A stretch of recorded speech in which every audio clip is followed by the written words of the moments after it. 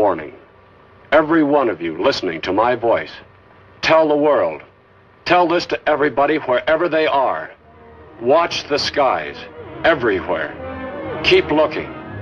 Keep watching the skies.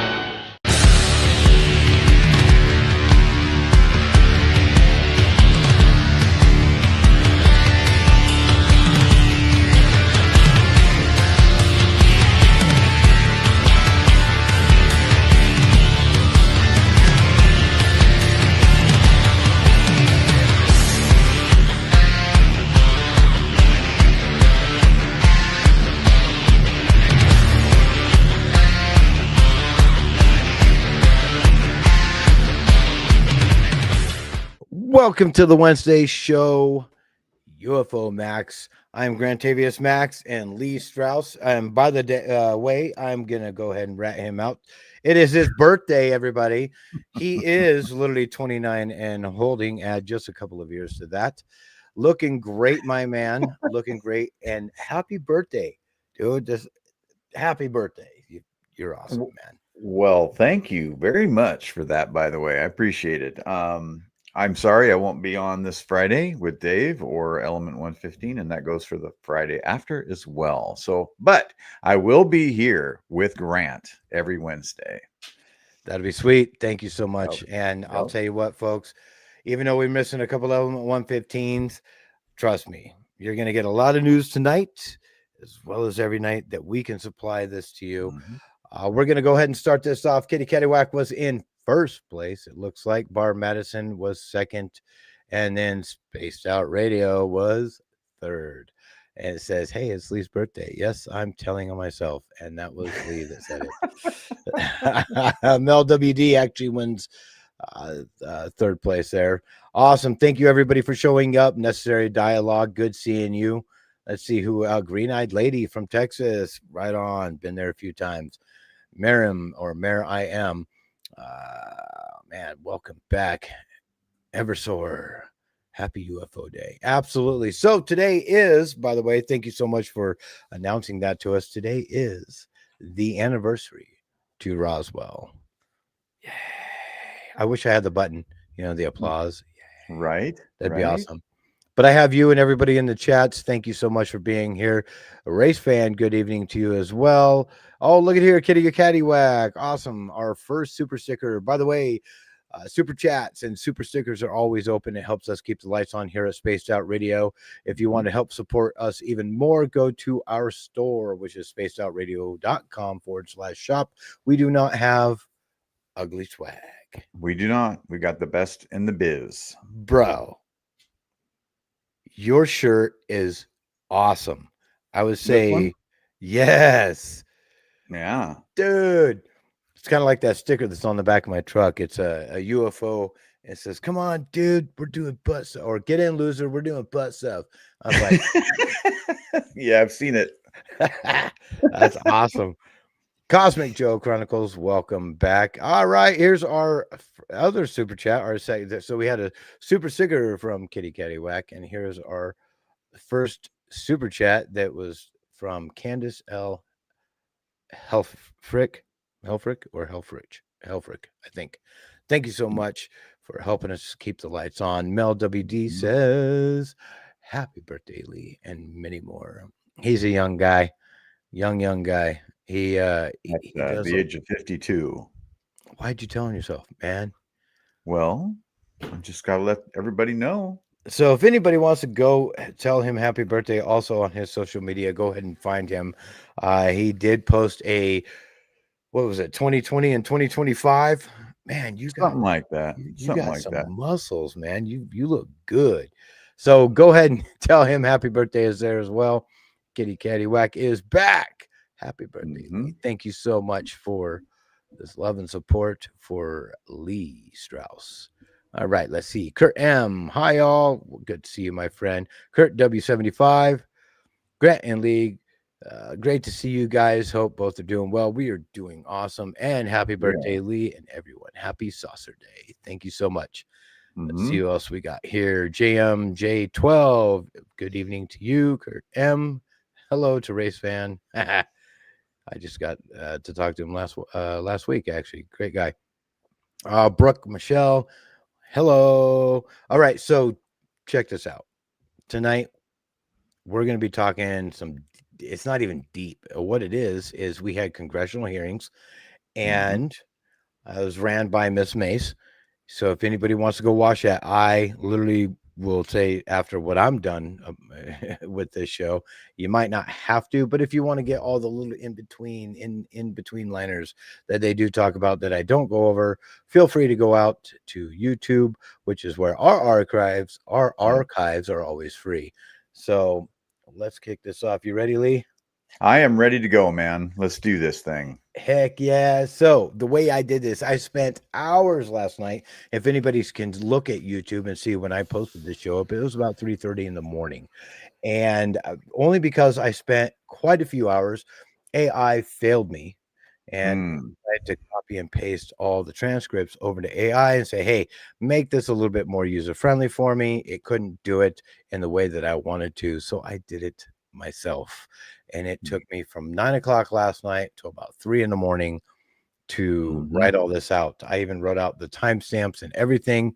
That way I could give this to you directly from exactly what happened in our congressional hearing about UFO and UAPs. So it starts out with Miss Mace. Arrow itself lacks transparency. Even its budget is kept from the public. So if there is no one there, they're there. Why are we spending money on it, and by how much? Why the secrecy if it's really no big deal and there's nothing there? Why hide it from the American people? Because I'm not a mathematician, but I can tell you that doesn't add up. Exactly. Hello. Welcome to the real world, Neil. Absolutely. It hasn't added up for many years. And, when she says it doesn't add up, she also goes on to say that I expect some of our witnesses to share their views on that Arrow report. We will also hear from witnesses today allegations of UAP-related misinformation and disinformation by government officials, of which they are personally aware and directly experienced. And we will hear their testimony today concerning recent revelations about a purportedly secret UAP program whose existence and findings may have been improperly withheld from Congress. Now, I don't know if anybody knows the difference of what, like the Senate and the Congress do. So the Congress are the ones that actually start saying yay, nay to any kind of laws. And I mean, this is where our laws come from, people. Well, they both do, but yes. Yes, they do. And these are people that represent each state. And so we're talking to our heads of state. So, and they're interested in exactly what the heck is going on here. So real quick, what I'm about to read and this whole hour and a half testimony that goes on, and there's 4 people as witnesses, which I'll go over that in just a minute. You don't hear, I think there is a couple places where the Wall Street Journal was brought up, but it did not affect any of the questioning, which was awesome. Awesome.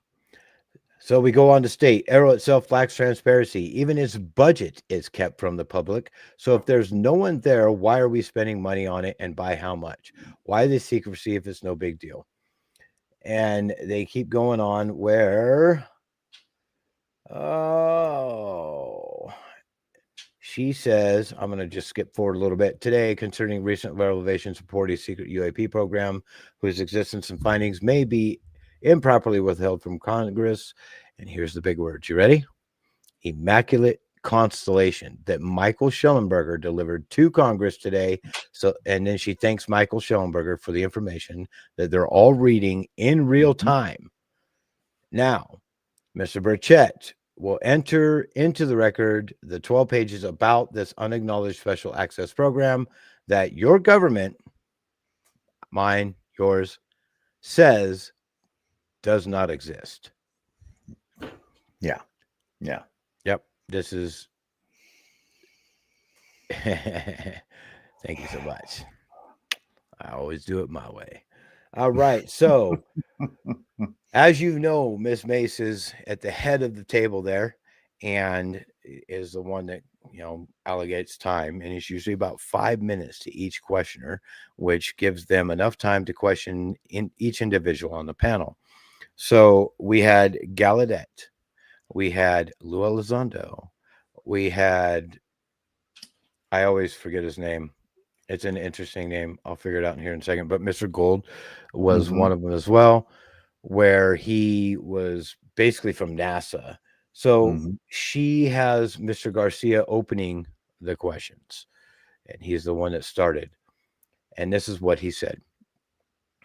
There was a few other people that just wanted to thank Congress and the witnesses and everybody else from being there. So there's a lot of fluff that's in there that I'm skipping over. So if you guys want to see that, go ahead.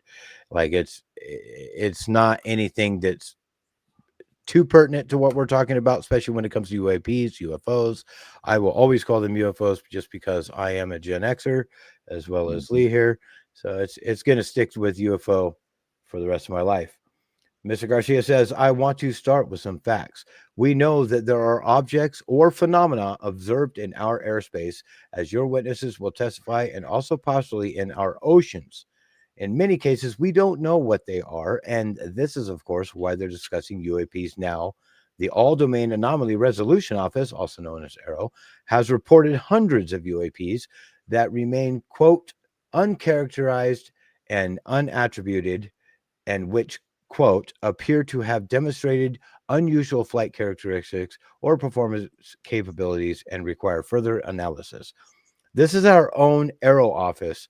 Now, we shouldn't prejudge what they might be. I'm certain not going to, I don't know why they say that way.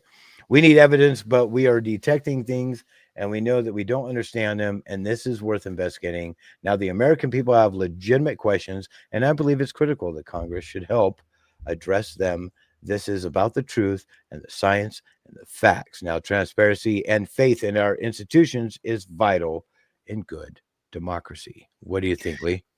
Now, wait a minute. Just hold on a second here. Something just caught my attention, and I kind of want to get on it real quick. I guess it was a month ago they said that they didn't know when they were going to have hearings again, and all of a sudden we find out by looking on YouTube, because we're interested in this stuff, that this hearing happened.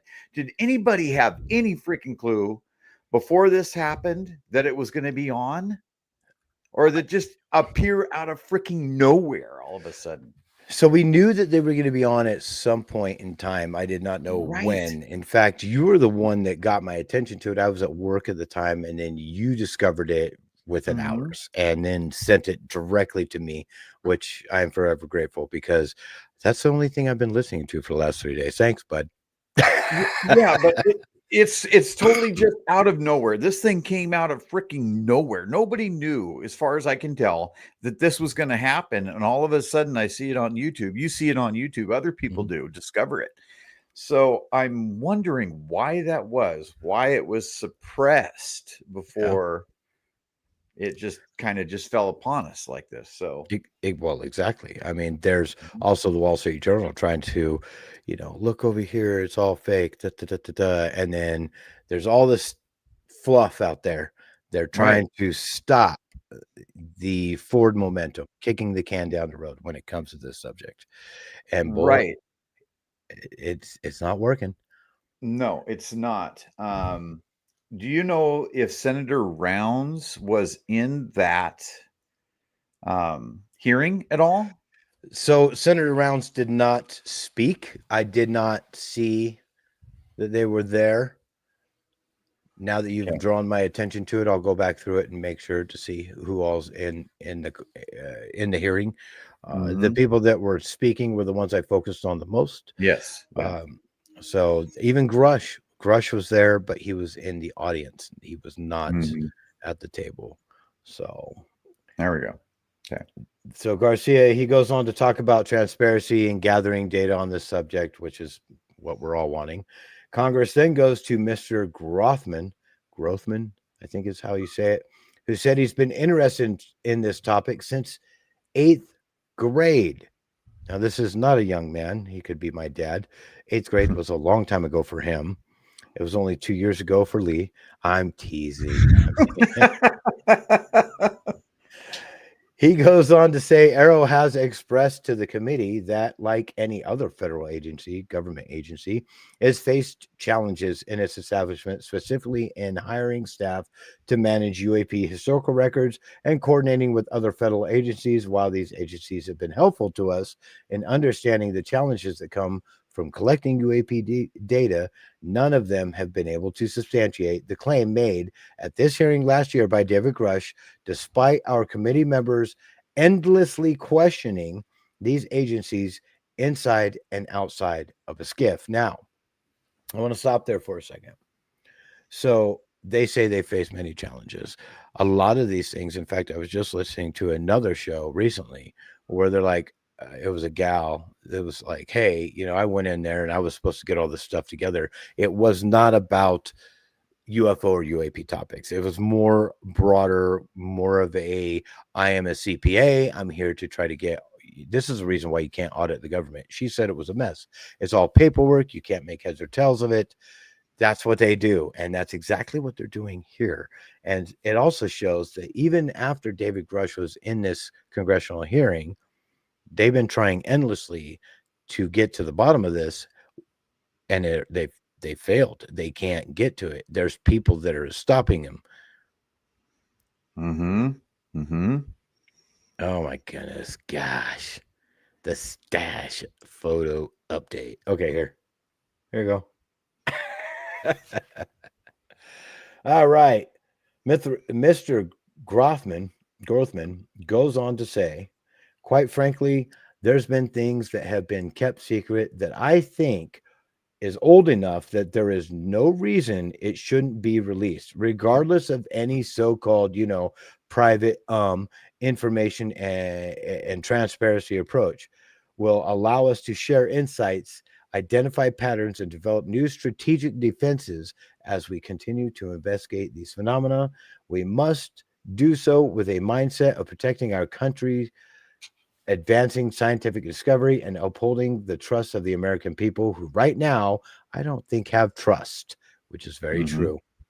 The Congress goes through more introductions where everyone can listen to if you wanted to. So that's what I said before. Now we start getting to more or less the good stuff. In fact, at the very end, there was something very interesting said by Beaumont, which is I'll get to that, but it's at the very end. You guys will have to stay tuned to watch what this lady says. So Miss May says, I would now committee staff asked to be go ahead. She's going to enter in the congressional record the 12-page document that Michael Shellenberger brought, and that is about the Immaculate Constellation program, and they'll do that now. Every member up here has a copy of it, which is what she said. So every one of them has it right in front of them that very moment when you're watching this.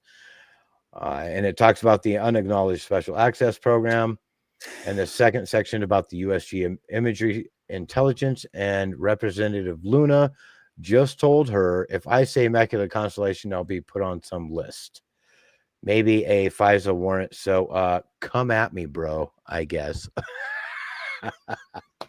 Yeah, no kidding. Maybe they'll stop her in the airport too. Oh, it gets worse. It gets worse. Towards the end, they go on many lists. So they go ahead and put that in the record. Then she next introduces the witnesses for the day's hearing, which is retired Admiral Tim Gallaudet, retired from the U.S. Navy and is now the chief executive officer at Ocean STL. Second is Mr. Lue Elizondo, a former Department of Defense official, author of the recent bestsellers book about UAPs. Third is Michael Shellenberger. That's the word I forgot, Shellenberger. Founder of the newsletter Public and author of the recent journalistic piece about special access programs, including one widely identified as Immaculate Constellation. And I swear the staff wants me on a list, is what she says again. And their last witness is Mr. Michael Gold, a former NASA official who was also a member of the NASA UAP independent study, which, as you guys might have remembered, was kind of laughable at the time, where they got that $100,000 back in the day to do their UAP studies. And I ranted on it at that time. Do you remember that? Oh yeah. Oh yeah. Gosh, I just like $100,000. Mm-hmm. Like, like there's guys that work for me that make more than that. So then they all swear in. Do you tell the truth, the whole truth, not but true, so help you God? They all witnesses had a few minutes for their opening remarks after that. By the way, they all said they do. I do swear, and so that was awesome. All right. So if you guys want to listen to all the opening remarks, feel free to go in there. They each had 5 minutes, so I kind of skipped over that. I didn't want to sit there and hash it out over here. I'm trying to get through the main bulk of what we want to hear. The meat of it all. So what's interesting, though, is Miss Mace decided to question them first. She asked Gallaudet, former DOD official Chris Mellon reached out to you about satellite imagery from 2017 that depicts a UAP. What were the dates in 2017 when this occurred? Gallaudet says, I can't share with you the details, ma'am, but I could do it in a closed setting. So I want a lot of people to understand this. When you take away, when somebody says, I can share that with you in a closed setting, that means it's true. Mm-hmm. It happened. Oh, pretty much. Yeah. Oh, yeah. So it might not be, maybe it's not exactly the truth, and they need to kind of go over the finer details and say, hey, this is really what happened there, but it still might be something sensitive that we're not allowed to hear. So they go in and they go in a skiff and they talk about it, which you're going to notice this is something that's been happening a lot in this. Oh yeah. So let's see, including the imagery and who has it. She asks what's in the imagery, and he simply states that it was a UAP. She presses a bit, and he admits it was a button or disc-shaped object.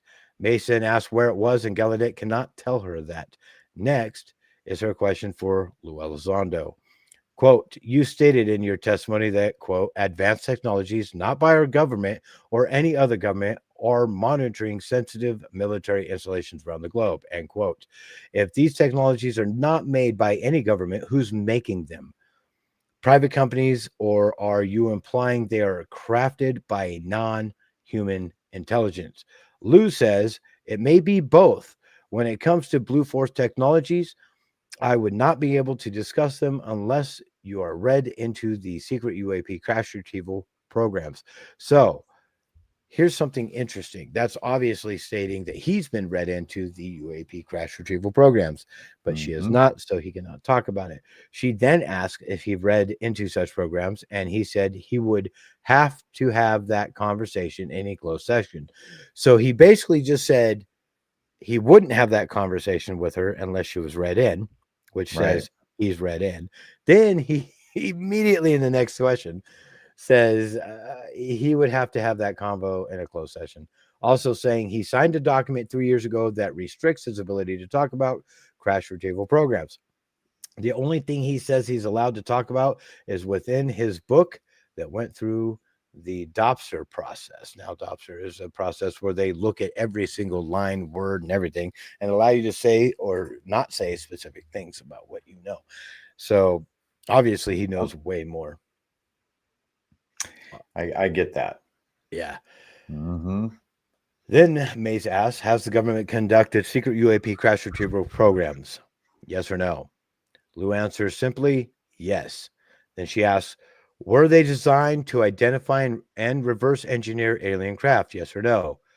Lue answers, yes. Here's a good one. Miss Mace, in your book, you mentioned government employees who've been injured by UAPs, placed on leave, and receiving government compensation for their injuries. Is that correct?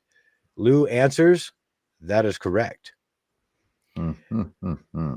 Mace, how can the government deny we have recovered craft if they're paying people because they've been injured by the recovered craft?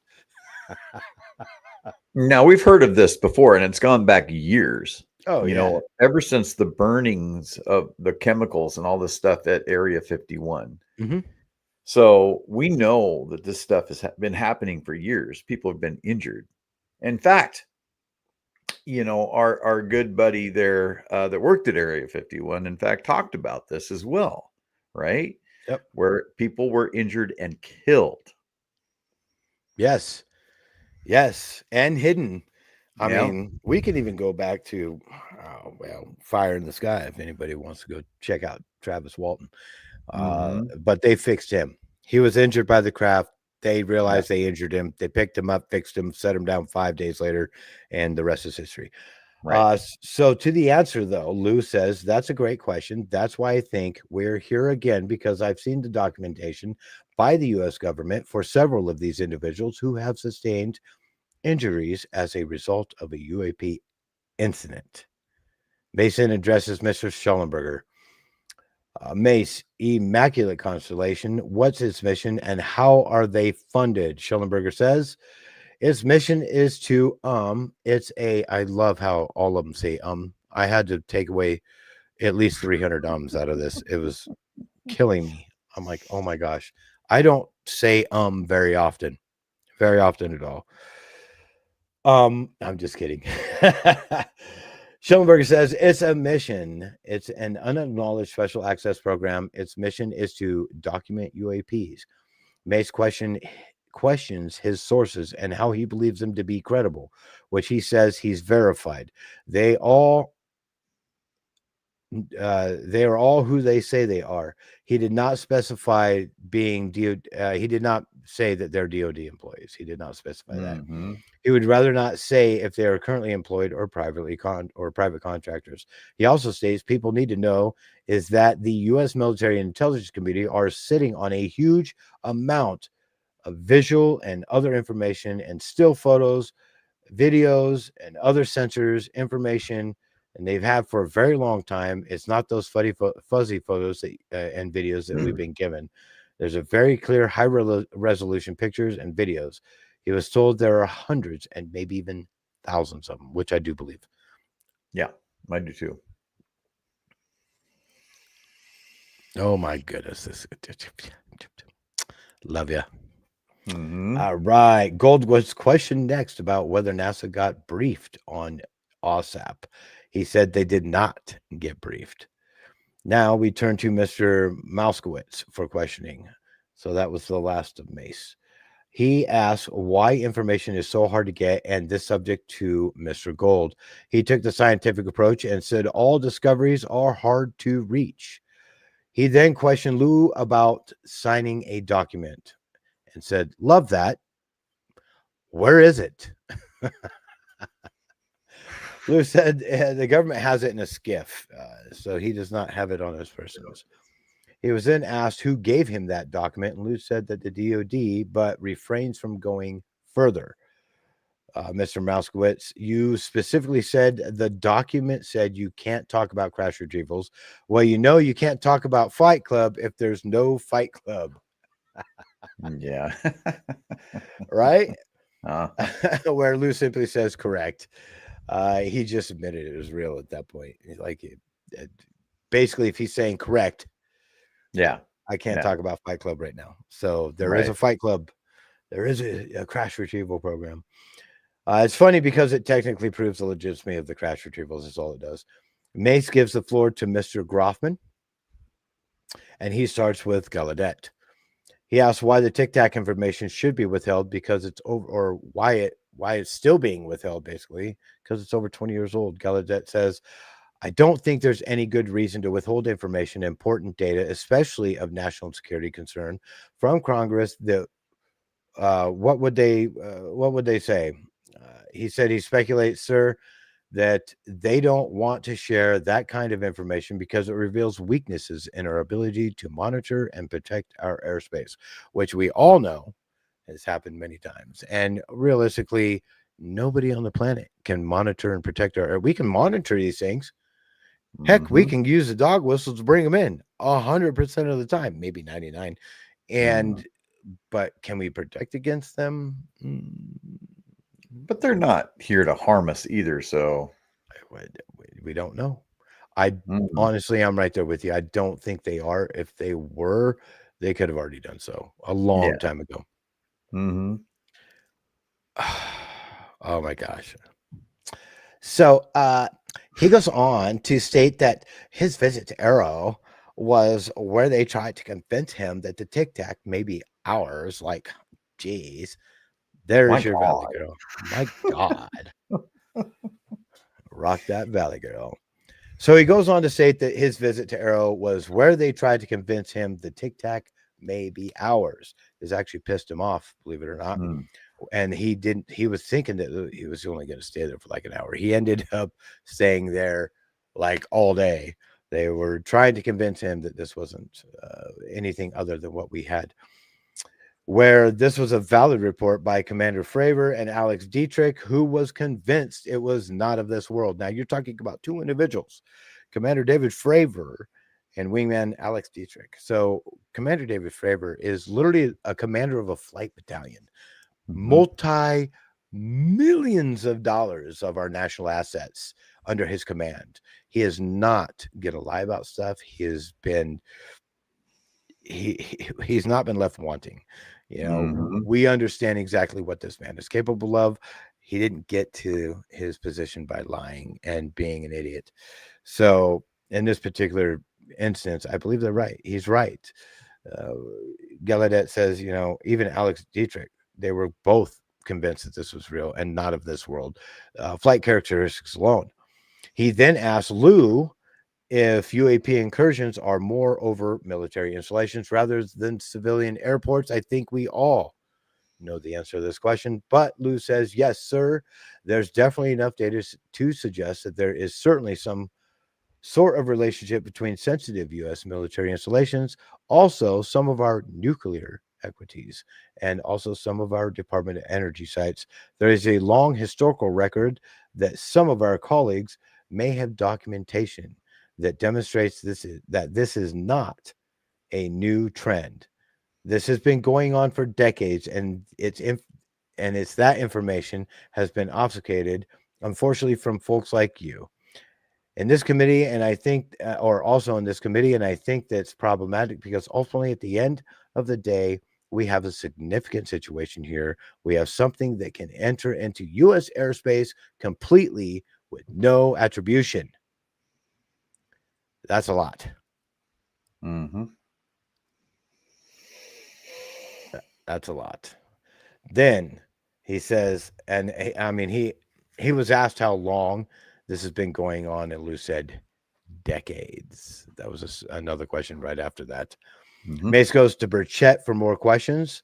So now Burchett's asking the questions. So Burchett to Lue, how would you characterize UAPs?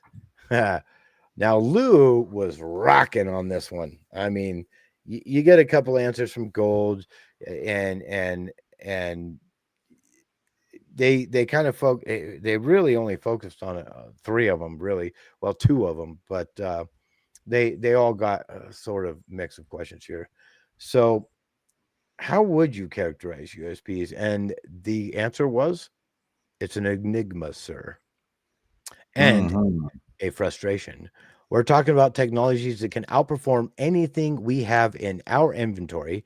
And if this was an adversarial technology, this would be an intelligence failure, eclipsing that of 9/11 by an order of magnitude. This is something like, if we didn't know this, let's reverse back. And it's not in my notes, but I just remembered something. There was the people that can remote view, and they were told to remote view something in Russia. So this guy says, okay, well, I'm seeing, or actually did it on his own. I'm seeing that Russia has a very large, in fact, the largest I've ever seen, submersible, a submarine, and it has a bunch of, nuclear silos on top. And of course, nobody believed them until all of a sudden Russia dug a trench, filled it with water, and sent this thing out. And so it was real. And that's exactly what this is. It's an order of magnitude. Like, we fail sometimes to recognize when there's actual information out there. This would be such a failure and oversight that it's almost embarrassing. But they say we have an embarrassing amount of knowledge, our federal government does, about these UAPs. So it's a lot. So that's it right there. That's part of it. It's embarrassing to them. And it's going to be. I mean, they've been hiding it for close to 80 years. And I mean, you can. I don't know if anybody watches. Do you watch like Forbidden Knowledge and all these crazy things on either X or Instagram, Facebook, YouTube Shorts? It doesn't matter what it is. I am constantly being fed every day stuff about the pyramids and the ancient past and technologies from the past that we can't replicate today. So it's like somebody has this knowledge somewhere. So yeah, I mean that's all been suppressed. I'm sure it's part of this whole thing, right? We don't want to allow people to have the technology that we used to. Correct. Think about cars that don't need to fill up, yeah, or a house that doesn't need to plug in to a power system, to get power. I mean, so yeah, all of that's been hidden. Oh yeah. Oh, I mean, the guy that made the car run on water, gone. The guy that made a 100-mile-per-gallon carburetor, gone. Like it's all about money. I'm sorry. That's my own opinion. Yep. Not of Space Out Radios. It's just personal. Excuse me. Burchett asked Lue if he knew David Grush. Answer was yes. Then he asked, as you know, he testified that the U.S. has run a I don't know why it says that, multi-deed UAP crash retrieval and reverse engineering program. Would you agree with that? Lue says, yes, sir. Burchett asked if there are current crash retrieval programs running today without oversight, and Lue immediately answered 100%. Down the board. He asked Gallaudet if he specifically had any experiences with submersible objects. Response: sir, I have had no personal experience. I've had witnesses on submarines come to me and they say they've seen it on sonar data. He characterized them like this: the one instance that was revealed to me was in the 80s on a nuclear-powered submarine, a ballistic missile submarine, that the object exhibited characteristics of a Russian torpedo in terms of its speed and movement and closing rate with the submarine, and then it slowed and then followed the submarine slowly in its wake for a period of minutes and then rapidly exited the scene, and nothing we know of technology-wise could replicate that. And this is one of probably hundreds, or if not thousands, of reports that we see. So next he goes to Mr. Higgins, or next we go to Mr. Higgins. He was allowed to question the panel as well. Mr. Shellenberger, were you the author of this report? There's no name on it. No, was the answer. That's the Immaculate Constellation. Do you know the author? He was asked if he was known the author, and Shellenberger said he does, saying he is a current or was a government employee. Shellenberger would not say if the author is part of the DOD, and he started defending his sources because they started pressing him on it. And he's like, I'm not going to give you up my sources. I'm sorry. They go on to talk about biological and physical effects of beings around, of us around UFOs. Higgins keeps trying to get Shellenberger to admit the information came from the DOD. Shellenberger never gave in. And this is where Higgins says, I did my best to trick an answer out of you. And it did not work. Mason gives the floor to Mr. Frost, who started his questioning toward Mr. Gold. Now, remember, Mr. Gold is with NASA. They continue to talk about NASA and how much data NASA may have.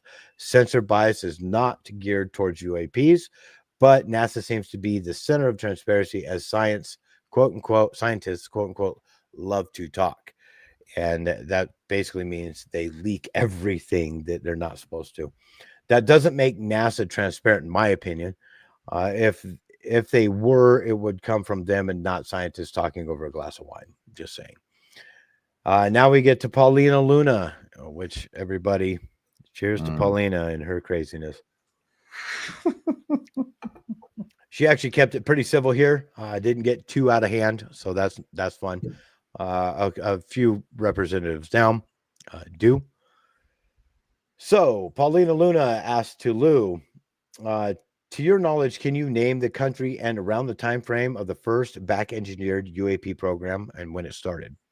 He would not answer that in public, which no one on the panel could answer because she went down the line. Then she asked Mr. Gallaudet, to your knowledge, have any USOs or submersible objects ever outpaced our submarines? It was an equivocal yes. And they do, by many hundreds of knots in certain cases. She goes on to ask, at what magnitude, where? And he answers, I don't have the exact speed, but again, a witness came to me that's credible, former submarine officer who observed it on a sonar data. What's that? I didn't say anything. It was just a glitch in the system. That's fine. And it was in the 80s in the North Atlantic. So now we have a place during a storm, and it outpaced the submarine by orders of magnitude. We're going to get a lot of that here. She then asked Lue, in regards to these aircraft being piloted by whatever they might be, non-human biologics, would you agree that it's likely that they are being piloted by some mind-body connection? So now let me say this again. Mind-body connection. This can be taken one of a few ways. Either this thing is psychic, where you can connect to it mentally with your remotely, bodily, where you place your hands on a panel, or in certain cases, is the craft itself a biologic? Lue says, I think it's safe to presume here that they are being intelligently controlled because they, in some cases, seem to anticipate our maneuvers. And in other cases, they seem to, and he came across an email where the word stalked was used, and a very secure email between Navy officers discussing their ships being pursued by a UAP. She brings up Grush interview and asks, in our previous panel, we had Grush, and he had testified to say that some of these interdimensional beings, can you speak on that at all? And Lue simply says, I am not qualified. Breathe, relax, meditate. Thank you. All right. So he says, certainly as a scientist or otherwise to speculate points of origin, I looked at everything from a scientific perspective. So if you look at, for example, instantaneous acceleration, which was one of the observables of the program that he belonged to at ATIP, the human body can withstand about 9 G-forces for a short period of time before you suffer negative biological consequences, blackouts, ultimately redouts, and even death. Comparison, our best technology, the F-16, which is not even our fastest plane, which is it's an older platform, but one of our most highly maneuverable aircraft, which is true at the time. I don't know now. Manned aircraft made by General Dynamics can perform about 17 to 18 Gs before you start having structural failure, meaning that the airframe begins to disintegrate while you're flying the vehicle. What we're talking about here, performing in excess of 1,000, 2,000, and 3,000 Gs. So let me get this straight, guys. I don't know if you've watched Top Gun Maverick. He went over 9 Gs in that airframe. That was I want to say an F-16 or an FA-18. And now that thing was put out of use. So I did not know that these airframes can hold all the way up to about 18 Gs. That's kind of wild. So double that. It's more than double what the movie said. Don't believe Hollywood. But I would really I'm going to be interested in that now because I got a lot of books on aircrafts. Plus, I can ask Jim Goodall about it as well. Now, bear in mind, I only have 16 minutes left in this show. 16 minutes, and I am not even halfway through what I'm reading here. Not even halfway. So let's get a little bit more in here. She then asks if it is safe to say that they are a living craft, which that would be really interesting. Let's say Lue says, I'm not prepared at this point to state for the record this is something alive or not, because even that definition is right. There was a time in science we thought that life required oxygen. We know that that's not true today. There are anaerobic bacteria that thrive in oxygen, environments that lack oxygen, and also some with photosynthesis, which he and Klaus was told everything derived from photosynthesis as a form of energy. In reality, that's not true as well. There are things that live off a chemosynthesis. So we're constantly having to reevaluate our understanding of what the definition of life is. Now, Luna then asked about the energy source and if we could, and how it would impact life.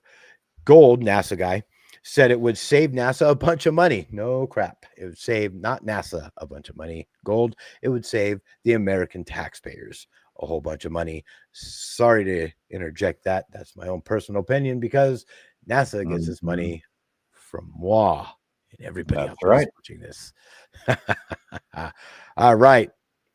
Also, let's see. He asked across the board if the government is knowingly hiding UAPs. The answer across the board is yes. They also say Ryan Graves is in the audience to begin talking about aviation safety with their pilots. And it goes on to talk about that as well. Mr. Briggs next in questioning. So then they went to Briggs. Let me kind of fast forward because we are running out of time. I do encourage everybody to watch this. It kind of does a little bit of a weird thing on YouTube, though, because it always says live. You always see 8 hours, but it kind of starts in the middle or right at the end, and it starts over again. So you got to kind of prepare for that. And so if you can just kind of fast forward when they start talking about it, and then you'll be able to watch this whole thing in one showcase. So I'd really encourage everybody to go see this. Let's see.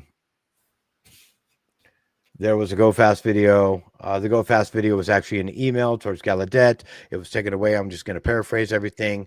Once they realized that they were leaking information that shouldn't have been on a server and emailed to everybody. So then it ultimately disappeared out of every single person's inbox.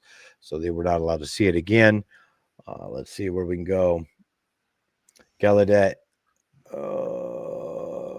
Question: you were in those meetings. Did you personally hear that nothing was going on about it? And did you make inquiries about that? And that we're talking about that email. No, I did not, because, sir, I inferred, since I have been read into other special access programs, that this UAP video was part of one that I was not read into, or any of the recipients or author of the email, and that an intelligence agency basically pulled it back and instructed the author of the email, hey, you just conducted what they call spillage into a lower classification level. And when that's done, the procedures are basically to remove any of the communications. And that's when he said that they were going to silo it. Let's see. What do you think about all this so far? That's a lot of information. And it seems like time and time again, there's evidence given and then redacted. Yep. It seems like.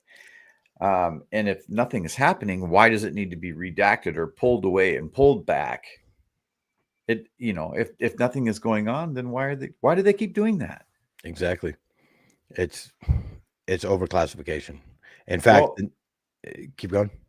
I was going to say, the New York Times just recently did a rebuttal on the Wall Street Journal. Oh, I didn't see that. Yeah, that information just came out today. So that is now floating out there too, where we really need to take a look at that and weigh it and see what that's telling us. So yep. I'm gonna have to read that here now. So everybody, if you can beat me to it, read it quick and put it in the show notes. Message it up here really quick. All right, so let's see we're going to go a little bit past all this, because they're getting into F-22s and hostile UAPs and trajectories and everything. Let's see. Which was really funny, because when Biggs got on there and started questioning him, he had actually ran out of time. And when he said he had no more time, he looked up and saw that Mace wasn't looking. So he ended up asking another question. He's like, oh, she's not paying attention, so let's keep going. And everybody laughed on the floor on that one. He asked Lue if any branch of the U.S. government or defense possesses technology. Lue says, sir, there's documentation that I believe was submitted for the record that was released by the U.S. Pentagon and the Department of Defense. and pre-publication security review. And it states that one of the reasons why my predecessor program, OAP, was trying to collect material of unknown origin. He then asked if it was successfully collected, and there was actually, it was no. That it was actually stopped by Lockheed, Bigelow Aerospace, and the CIA for unknown reasons. So go ahead and check that out, guys. Let's get in here. Then it was Lautner, Laternier or Lautner. That's what I say. And he talks about more stuff. He goes on to ask Lue if they were aware about biologics in the reports. Lue says, I am, sir, aware of the reporting that biologics have been recovered. Again, my focus was more nuts and bolts, and he goes on to explain that. So it's just one after another when it comes down to the biologics things. Lautner asked if we have bodies, and Lue said yes. We have bodies. Lue said yes. Done. We have other biologics. Lautner asked if there was different types of creatures, quote unquote. And Lue couldn't answer that, saying, sir, I couldn't answer that. I can tell you anecdotally that it was discussed quite a bit when I was at the Pentagon. The problem is the supposed collection of these biologic samples occurred before my time. In fact, before I was even born. Lautner pushes, asking if there's been communication between U.S. and NHI. Lue states that communication may not be verbal, but he would say definitively, yes, just not verbal. And I mean, interactions is a way of communications. You're welcome, love. He then asked Lue if we are reverse engineering these technologies, and Lue said he is not authorized to discuss crash retrievals yet again. And then Mr. Timmons takes the floor. So how much time do we got? We only got a couple of minutes. So I'm going to go 9 minutes. All right. Timmons asked if anyone was aware of drones over Langley, and Gallaudet knew about it from Chris Mellon. The question ultimately is it China or is it human or non-human for that matter? Gallaudet agrees and hopes the hearing will push this forward to find out. Now here comes the bombshell when Miss Boebert takes the floor. This will make most of you guys laugh. You guys are going to laugh at this one. So Miss Boebert, this is one I was actually waiting to get to. This is kind of funny. She says, and I'm going to quote everything here. Thank you, Madam Chair. Now that we have all been cautioned in this committee hearing that the mention of Pentagon's Immaculate Constellation program could push us or put us on a list, well, I already find myself on many lists, I'm sure. So I speak my mind often. So why not just keep going with it? May as well just go all out and say the Earth is flat. Birds are government drones. We've never set foot on the moon, and Joe Biden received 81 million votes in the 2020 election. Just see how many lists we can go and get on here today. Can I just point out that Kim just gave us $50? Yeah, thank you. Well, Kim Gillen, thank you so much. We really appreciate your love and support of Space Out Radio. It means so much to us. It keeps the lights on for us. And you guys know, grab the shirts. There you go. Grab the shirts. Even if I have to sell you mine. Heck, I'll just give me your address. I'll send it to you. I'll wash it before I send it to you. I'll be a nice guy. Then, of course, just like everybody else, she goes on about the overclassification from our government. She asks all four witnesses, I'm going to make this quick, are there any known instances of recovered materials or technology that are non-human in origin and may be connected to advanced biosciences defense programs within USG? Gallaudet, I don't know. Lue, I wouldn't be able to answer that, which could go one of two ways. Shellenberger, I don't know. Gold, I don't know.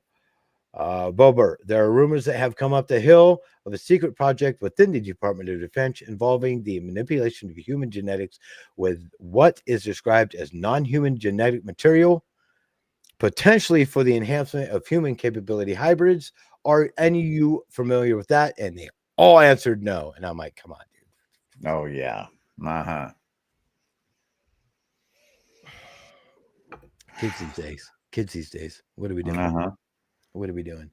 So I'm going to skip a whole bunch because Lue's not authorized to talk about a lot. But then Mace gets back on the floor and she asks Lue right out, were you read into the Immaculate Constellation program? Lue said, I would not be authorized to confirm nor deny the existence of any ongoing or past program, especially as it relates to special access programs, either by name or tygraph, whatever. She then goes to what contractors get different materials, which we all know, and starts asking about whether, Lockheed is versed in just space, or is it, ocean, stuff like that. So, yeah, you guys need to go listen to this. It is a very long and drawn out. It's really good.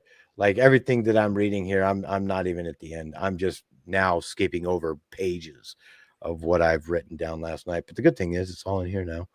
So I really encourage everybody, go on YouTube. Yeah, you got to deal with the rigmarole of trying to exactly square in on when they start talking about it, but get it. Go check it out. And it is absolutely amazing. Absolutely amazing. Again, thank you all so much for the amazing super chats and super stickers. Kim Jellin, that was an amazing view. We really appreciate you. And let's see who else we got up in here. Kitty Cat whacked it a couple times. Yeah. And Candace, thank you so much. You guys really, that means a lot to us. It really helps us out. And Lee, I'm going to miss you for the next, I'll be here next Wednesday. I'm just not going to do Element 115 or the Q&A with Dave Scott. So, all right. Well, you go do your thing, and hopefully we hear about it on your show when you get back. And happy birthday to you, my man. Happy birthday. Also, everybody, if you're just tuning in, today is the anniversary for Roswell. So happy birthday to Roswell's anniversary. And don't forget our swag, or even just check us out. You can look at things like the Spaced Out Newswire. You can go to spacedoutradio.com. You can shop swag. It's /shop if you want to go check that out. Don't forget that Dave Scott is going to be tonight as well, starting right after our show. He is Monday through Friday, 9 p.m. Pacific Standard Time. We are on Wednesdays, 8 p.m. to 9 p.m. Pacific Standard Time. Then you have Element 115 at 8 p.m. to 9 p.m. Pacific Standard, and our weekend show and with Rob G. Yep. And so thank you so much for everybody tuning in. This is going to be great. I'm sure you guys have, I hope. Oh, yep. Here we go. Hold on a second. Let me put that up there for you. Oh, I missed it. There it is. Thank you, man. Appreciate that. We have a minute or two. I would just like to say that things seem to be coming out fast and furious right now with all of this. So you're going to need your feet planted firmly on the ground, because I'm telling you what, it'll lift you off. Yes. Yeah. It's getting crazy out there for sure. Oh, it is. And it's picking up momentum. So I can't wait to see what the future holds. And I hope to be here reporting with you, Lee, and to everybody else out there. You guys have a magnificent night. I'm going to go deep. And happy 4th of July. And happy 4th of July. Rock on, everybody. Don't do anything I wouldn't do. And if you do, name it after me.